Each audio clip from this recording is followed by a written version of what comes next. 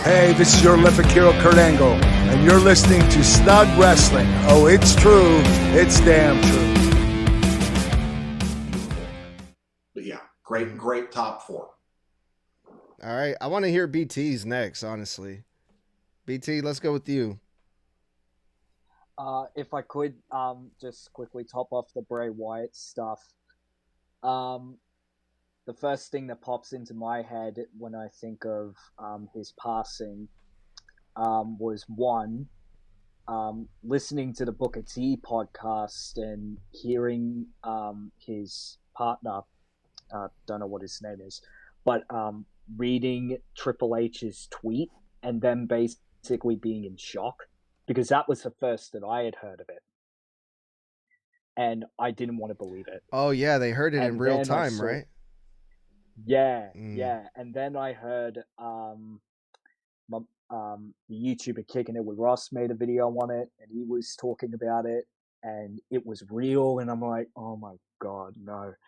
And then I remember the SmackDown and LA Knight coming out, and for those of you who may not remember, LA Knight was Bray Wyatt's last televised opponent at the Royal Rumble earlier that year. Oh, that lights out match thing.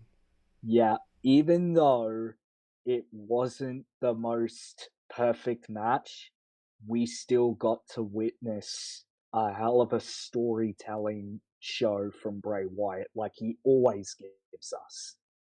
You know what I mean?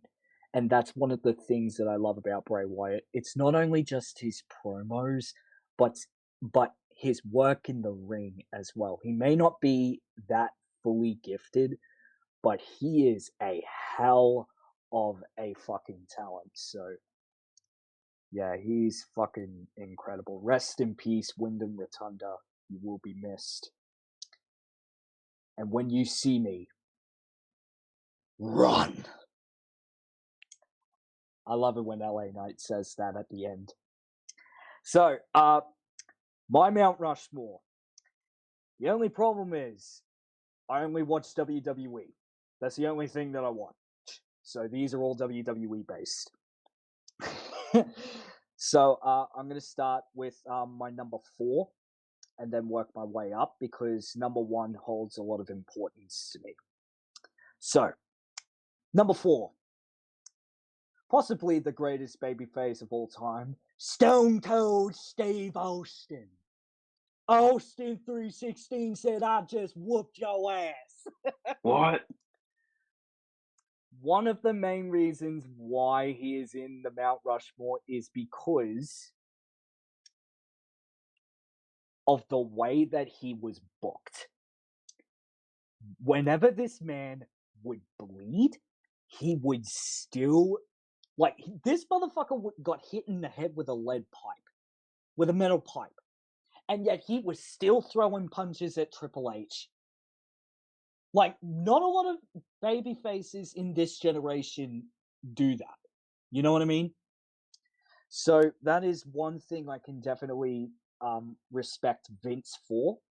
Even though there was a lot of dog shit things that he was booking back then, Steve Austin was that number 1 guy that he didn't fail on. And I'll definitely give him respect for that.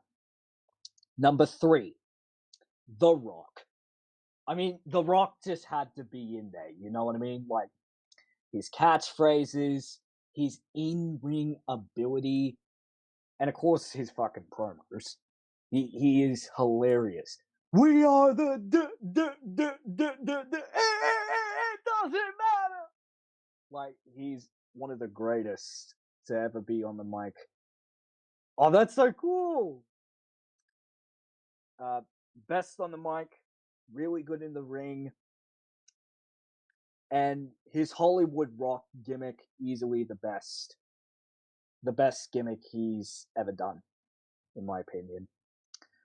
Number 2 is The Undertaker. And the reason why I have him at my number 2 is because of the longevity of his career. And not only that, his rivalries and his storytelling, and of course the streak at WrestleMania. I mean, the greatest streak of professional wrestling. I mean, what is there not to acknowledge about this guy? He's absolutely incredible. Now, my number one. Excuse me if I get emotional. Because this wrestler is the reason that I got into WWE and professional wrestling as a whole. Ladies and gentlemen, my number one on my Mount Rushmore of WWE wrestlers is Edge. I want to take you back to 2021 for the road to WrestleMania 37. I've spoken to Mr. Bludd about this when we were first meeting on TikTok and we first started becoming friends. The road to WrestleMania 37 was what got me into WWE and what got me hooked into the product as a whole. Even though I first found out about the business in 2020 during the pandemic, it was what Edge had gone through and him finding his way to WrestleMania. That story alone, which is the reason that got me into pro wrestling and into WWE, which is what made me a legit WWE fan. Not only is this man gifted in that ring, but his acting is out of this fucking world. Every time I see this man get pumped up, ready to hit that spear, my veins just start popping. I cannot contain my urges. I cannot. I don't know what it is. And then his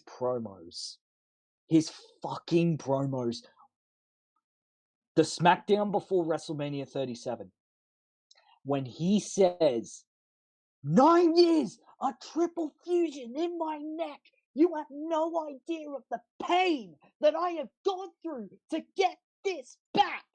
I was just sitting there in tears, bro, because I could feel his emotion coming through the screen and into my soul, bro. I could feel it. And even at the start of the promo, he said when he dreams things, he has to manifest them. Then at the end, he says, I'll be the next WWE champion because I dreamt it and now I will manifest it. And I'm like, fucking amazing, right? And then the Talking Smack segment with Paul Heyman pops up. Not only is Paul Heyman playing mind games with this guy, but then Edge makes the comeback and brings up the match he had with Mick Foley to prove that he belongs in the main event of WrestleMania. Bruh.